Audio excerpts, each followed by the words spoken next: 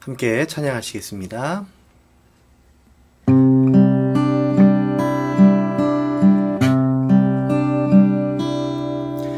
내 모든 소망이 끊어졌다 해도 내 모든 기회가 없어졌다 해도 좌절과 절망이 나의 앞에서 나를 기다린다 해도 내 모든 희망이 사라졌다 해도 내 모든 계획이 무너졌다 해도 슬픔과 고통이 나의 앞에서 나를 기다린다 해도 주님은 절대 포기하지 않으시죠. 내가 모든 걸 포기할 때 나를 일으키죠. 주님은 나를 너무도 나를 영원히 나를 사랑하죠.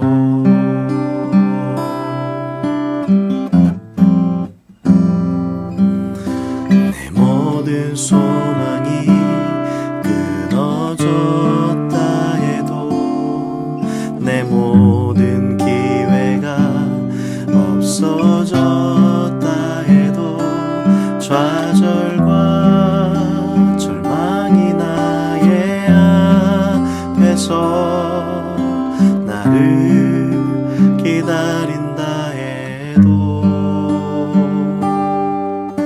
내 모든 희망이 사라졌다 해도 내 모든 계획이 무너졌다 해도 슬픔과 고통이 나의 앞에서 나를 기다린다 해도 주님은 절대 포기하지 않으시죠.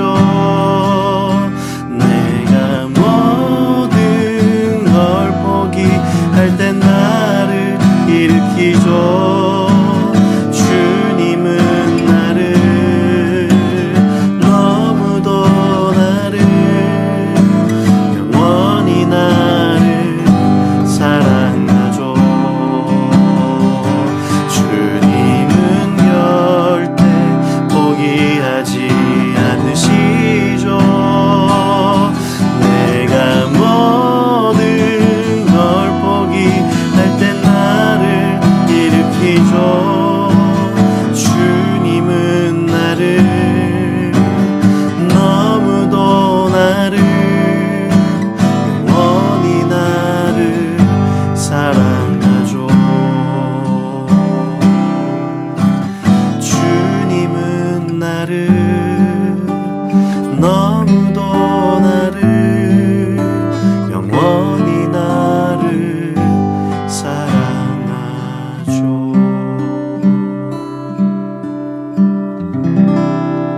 아멘.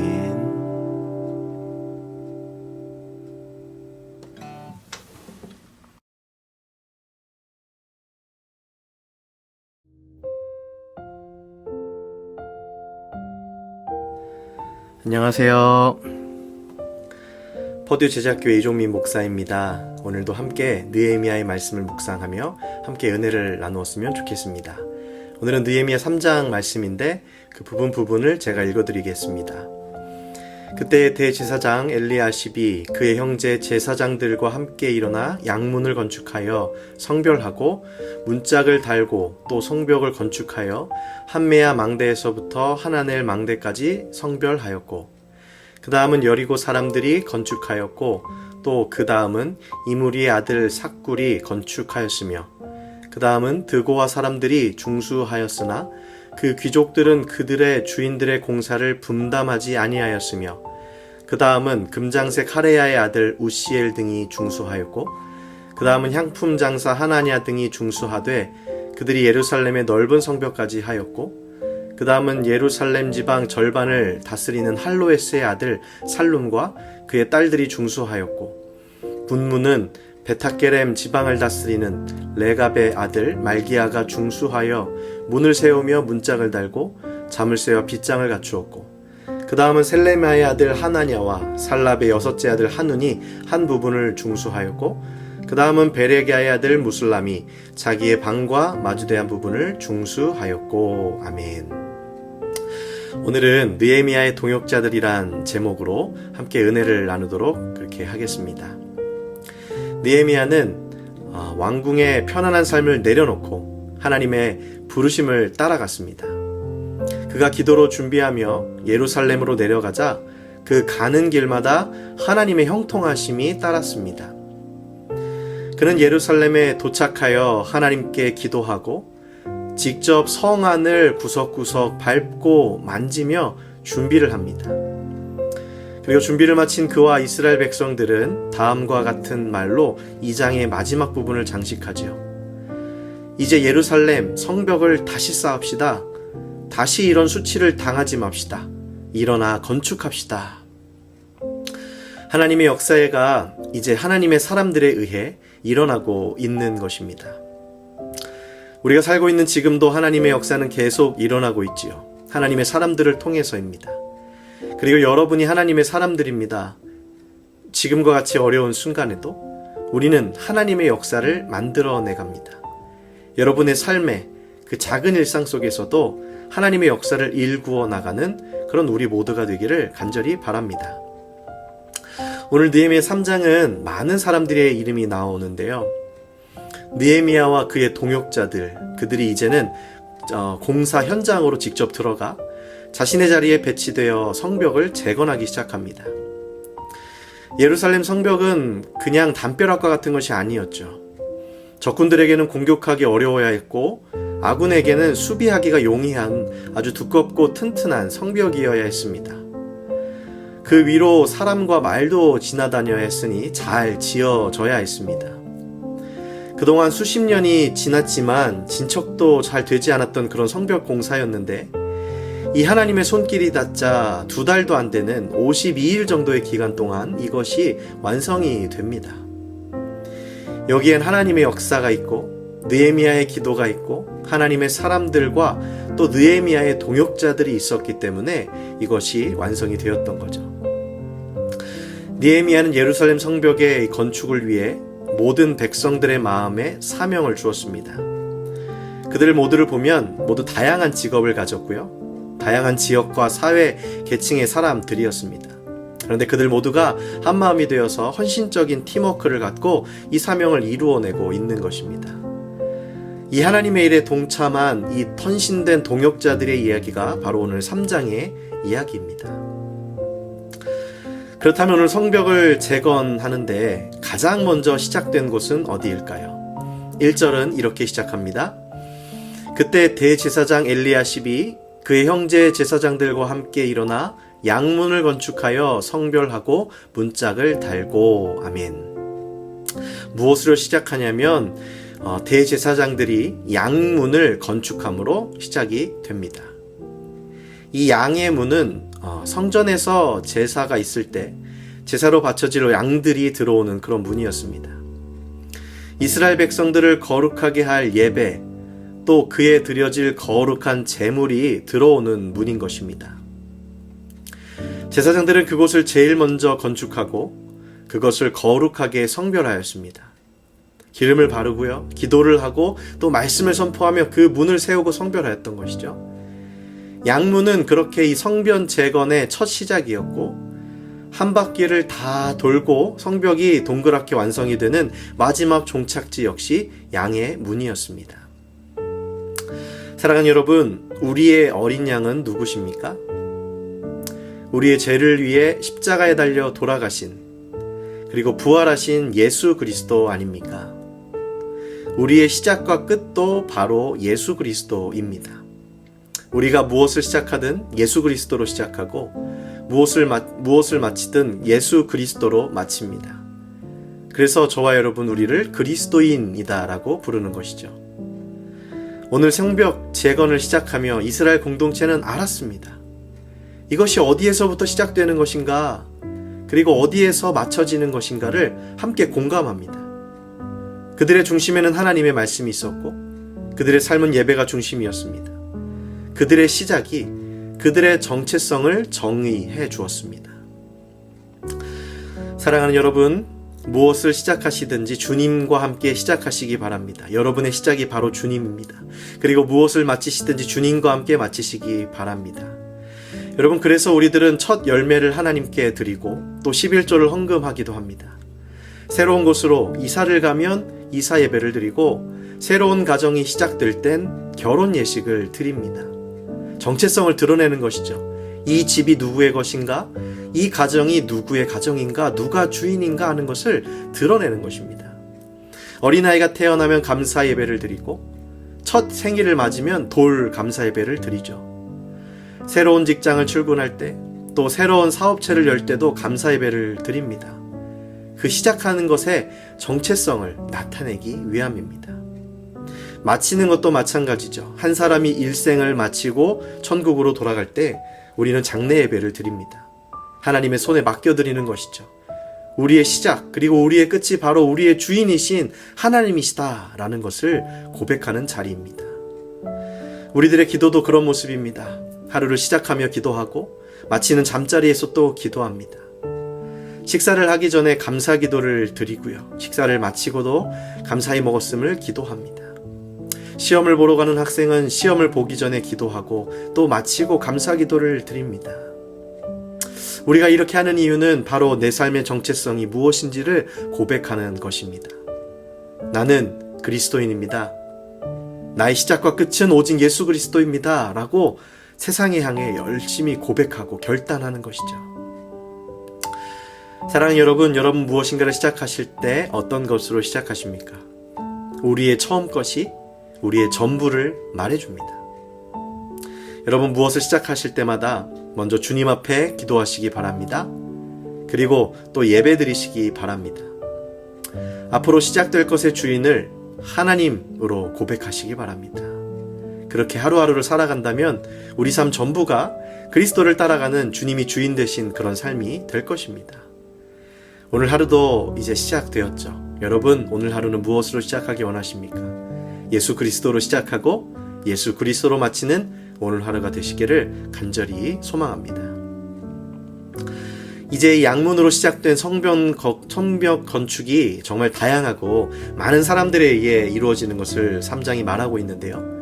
하나님은 하나님의 사람들을 부르시고 그들을 너무 소중하게 생각하십니다. 물론 모든 사람들이 다 그 부르심에 응답한 것은 아니었습니다. 5절 말씀 보면 드고아 사람이 보수하였는데 그들 집안의 사람 중에 어떤 유력자들은 공사 책임자들에게 협조하지 않았다라고 기록되어 있습니다. 힘이 있고 재력이 있는 그런 귀족 같은 사람들 몇 중에 몇은 그 부르심을 거절한 것이죠. 그들의 거절이 이렇게 수천 년 동안 이어져 오며 부끄러운 기록으로 남을 줄 알았다면, 이렇게 성경에 쓰일 줄 알았다면 아마 그들도 거절을 하지 않았을지 모릅니다. 그러나 그들은 거절했지요.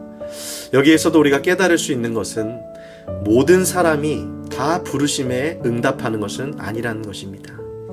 하나님이 안 부르셨나요? 그렇지 않습니다. 그들이 거절합니다. 세상의 욕망이, 내가 가진 세상의 소유가 나를 막은 것이죠. 그래서 오늘 말씀을 우리가 읽으며 우리도 내 안에 이런 모습이 있지 않은가 돌아보며 하나님이 부르실 때 내가 부끄럽지 않게 예 하고 응답하는 그런 우리 모두가 되어야 될 줄로 믿습니다. 이렇게 거절한 몇이 있었지만 정말로 대부분은 모두 이 하나님의 일에 동참하였습니다. 그들은 이 성벽 재건이라는 공동의 비전을 향해 달려가는 한 공동체였습니다. 그들의 이야기를 자세히 살펴보면 참 재미있는 내용이 많더라고요. 이분들 다 하나님 보시기에 너무나 소중한 사람들이었습니다. 8절을 보면 할헤야의 아들 우시엘이 나오고 하나냐가 나오는데, 할헤야의 가족들은 귀금속을 다루는 장신구를 만드는 사람들이었습니다. 정밀한 금 세공을 하는 사람들이었으니 손을 얼마나 귀하게 다루었겠습니까? 그러나 그들이 이 거친 성벽을 쌓는 일에 팔을 걷고 나섰습니다. 하나님의 우리 일이 우선이었습니다. 하나냐는 향수를 만드는 사람이었는데 얼마나 부드러운 피부와 또 좋은 향기를 내뿜으며 귀한 일을 하는 사람이었을까요? 그러나 그들도 성벽에 붙어 거친 돌과 나무를 나르며 하나님의 일에 열중하였습니다. 12절에는 누가 나올까요? 살룸이라는 사람과 그의 딸들이 나옵니다. 당시 여성의 지위란 참 보잘것없는 것이었는데 아마 살룸이란 사람은 아들을 낳지 못한 것 같습니다. 그러니까 그는 충분히 빠질 만한 핑계도 있었습니다. 나는 건장한 아들도 없소. 나는 딸밖에 없는 부끄러운 자이니 이 일에서 빠지겠습니다 하고 충분히 변명하고 핑계를 대고 빠질 수도 있었습니다. 그러나 그는 도리어 딸들과 함께 그 일에 뛰어듭니다. 어쩌면 딸들이 먼저 말했을지도 모르겠습니다. 아버지, 이건 하나님의 일입니다. 우리가 뜨거운 마음으로 동참해야 해요. 함께 나가시죠. 하며 딸들이 말했을지도 모릅니다. 하나님은 하나님의 일에 여성을 빼놓지 않으십니다. 그리고 그들은 하나님의 일을 제일 잘 감당하죠. 마리아와 여인들도 그랬고 성경의 구석구석에 여인들의 이야기가 많이 나옵니다. 예나 지금이나 여성들은 참 훌륭한 것 같습니다. 저희 교회 여성교 회원들을 보는 것 같습니다. 30절을 보면 또 다른 사람이 나오는데 귀하디귀한 막내 아들도 나옵니다. 하나님의 일에 정말 남녀노소 나이를 불문하고 모두 사명을 가지고 그 사명을 향해 뛰쳐나오는 모습을 보여주는 것이죠. 각자 서로 다른 모습이지만 정말 하나님에게는 소중하지 않은 사람이 없다는 것을 잘 나타내고 있습니다. 가장 은혜롭게 읽었던 부분은 14절이었습니다. 14절에는 레갑의 아들 말기야가 분문을 건축하여 문을 세우고 문짝을 달고 빗장을 만들었다라고 기록을 하고 있는데요. 분문이 무엇일까요? 영어로는 the dung gate라고 말을 하는데 가장 더러운 인간의 분뇨가 나가는 곳, 오물과 거름이 나가는 곳이었습니다. 레갑의 아들 말기야가 분문을 맡게 되어서 그곳을 건축할 때 불평할 수도 있지 않았을까요? 왜 다른 사람들은 다 좋은 부분을 맡아서 하는데 나만 왜 이 더러운 분문입니까? 내가 무엇이 부족해서 그런 것입니까? 따질 수도 있었을 것입니다. 그러나 그는 한마디의 불평도 없이 자신의 일을 묵묵히 해나갑니다. 성경은 하나님 앞에 소중하지 않은 사람이 한 명도 없다는 것을 우리에게 말해주고 있습니다. 여러분, 때로는 우리가 맡은 일들이 다른 사람 보기에 하찮은 일처럼 보일 때도 있을 것입니다. 교회 일을 할 때도 보이지 않고 사람들의 관심도 받지 못하는 그런 분문과 같은 곳에서 일을 하게 될 때도 있습니다. 그러나 오늘 주님은 우리에게 말씀하십니다. 그분에게 소중하지 않은 사람은 한 명도 없다는 사실을 말입니다. 비록 사람들은 알아주지 않을지 몰라도 하나님은 결코 잊어버리시는 법이 없습니다. 도리어 하나님 앞에서는요, 세상에서 사람들의 인정을 받지 못했던 사명들이 그곳에서는 가장 크게 칭찬을 받을 것입니다. 오늘 이스라엘 백성들은 하나님 앞에 자신이 소중한 존재임을 깨달았고 그 사명에 자신의 모든 것을 바치고 헌신하였습니다. 그리고 그것이 그들을 하나로 만드는 힘이었습니다. 사랑하는 여러분, 여러분도 하나님 앞에 가장 소중한 존재입니다. 한 분도 소중하지 않은 분이 없습니다. 우리는 다 소중한 존재이지요. 그리고 우리가 하는 일, 여러분이 하는 일도 주님은 소중하게 생각하십니다. 그것이 교회 일일 수도 있고 여러분의 직업일 수도 있고 학업일 수도 있습니다. 어떤 것이든 하나님 앞에서 그것이 소중합니다. 오늘 하루도 우리에게 맡겨진 일들이 있을 텐데 주님 안에서 이 소중한 것을 이루어내며 이 소중한 삶을 살아가시기를 간절히 소망하겠습니다. 함께 기도하시겠습니다. 거룩하신 하나님, 너무나 감사를 드립니다. 오늘 하루의 시작도 주님과 함께 시작하게 하여 주시고 이 하루의 모든 우리가 하는 일들 주님 앞에서 정말 우리의 사명으로 생각하고 이 일을 잘 해나갈 수 있도록 주님 인도하여 주시옵소서. 하나님, 우리의 시작과 끝이 예수 그리스도입니다. 그리고 정말로 우리의 삶에 주어진 소중한 사명들을 잘 감당할 수 있도록 인도하시고, 때로는 우리가 하는 일들이 나의 주님의 일을 하는 것이나 내가 하는 일들이 때로는 하찮게 여겨지거나 또는 분문을 그렇게 건축하는 것과 같은 느낌이 들 때도 있습니다. 그러나 주님 안에서는 정말 소중하지 않은 것이 하나도 없다는 것을 주님 깨닫게 하여 주시고, 오늘도 소중한 존재로서 또 소중한 일들을 해나갈 수 있는 그런 저희를 될 수 있도록 주님 축복하여 주시옵소서. 이 하루의 시작을 주님과 함께 시작하기 원합니다. 오늘 하루도 우리를 인도하여 주시고 하나님 안에서 온전한 삶을 살아갈 수 있도록 축복하여 주시옵소서. 어느 곳에 있든지 주님을 찬양하는 그리스도인으로 살아갈 수 있도록 주님 인도하여 주시옵소서. 감사드리며 사랑이 많으신 예수님의 이름으로 기도하옵나이다. 아멘. 감사합니다. 오늘 하루도 주님 안에서 평안한 하루 보내시기를 간절히 바라겠습니다. 감사합니다.